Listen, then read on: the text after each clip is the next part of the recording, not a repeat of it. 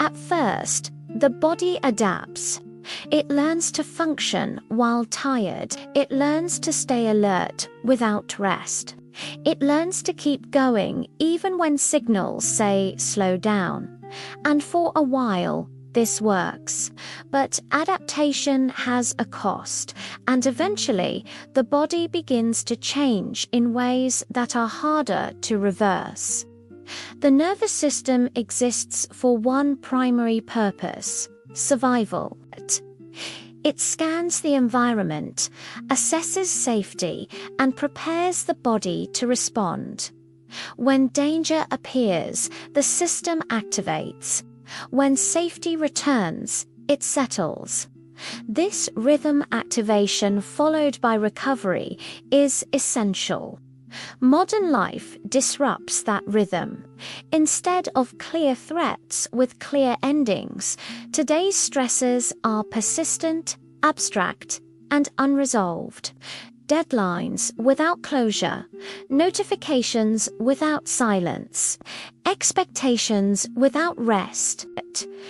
The nervous system does not distinguish between physical danger and psychological pressure. It responds to perceived demand. When demands never fully stop, the system never fully disengages. In short bursts, stress is useful. It sharpens attention, mobilizes energy, and prepares action. But when stress becomes constant, the nervous system recalibrates its baseline. What once felt intense becomes normal. What once triggered rest now barely registers. The body remains in a state of low-level readiness, not panic, but vigilance. People often describe this as feeling wired but tired. Difficulty relaxing, even during downtime, shallow breathing, irritability without clear cause. Rest. That doesn't feel restorative. These are not personality traits. They are physiological adaptations. One of the most confusing experiences for many people is this. They stop working, but their body doesn't relax. They sit down, yet tension remains. They sleep, yet wake unrested. They take breaks, yet feel no relief. This happens because rest is not just the absence of activity, it is the presence of safety. If the nervous system does not register safety, it does not release. Mental overactivity, unresolved uncertainty, and constant stimulation keep the system alert, even in stillness. The body stays prepared for something that never arrives. Over time, the nervous system learns that slowing down is risky. Silence allows thoughts to surface. Stillness allows sensations to emerge. Pauses reveal exhaustion that has been postponed. So the system resists rest. People stay busy not because they love activity, but because stopping feels uncomfortable. This is not weakness. It is conditioning. Here's the shift most people don't expect. When the nervous system stays activated long enough, calm begins to feel unfamiliar, even unsafe. A chronically activated nervous system affects emotional range. High alert states narrow perception.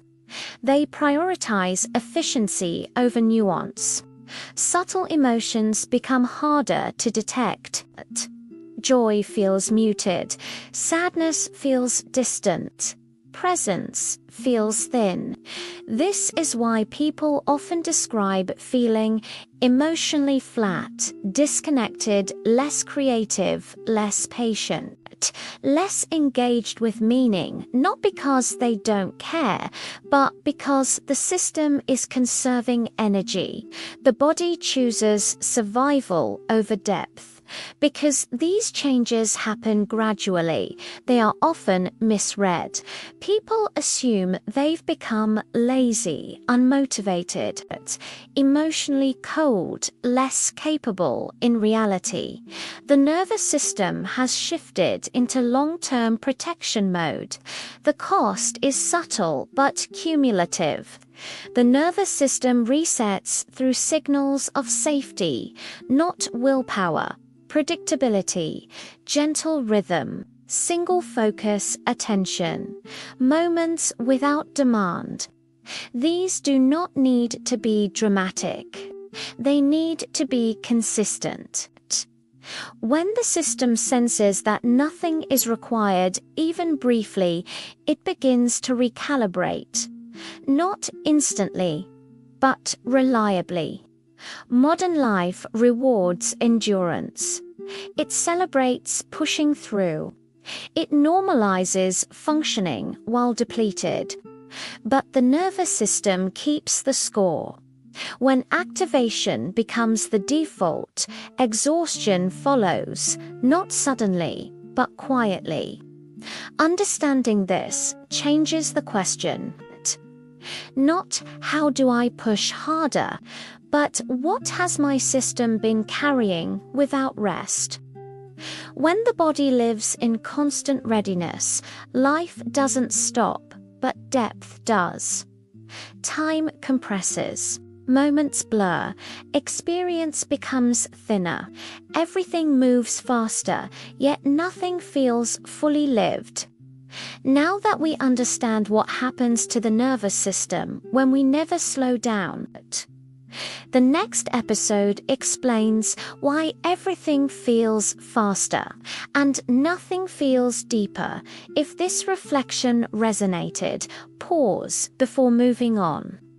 If you value long-form explorations of human behavior, consider liking this video so others can find it.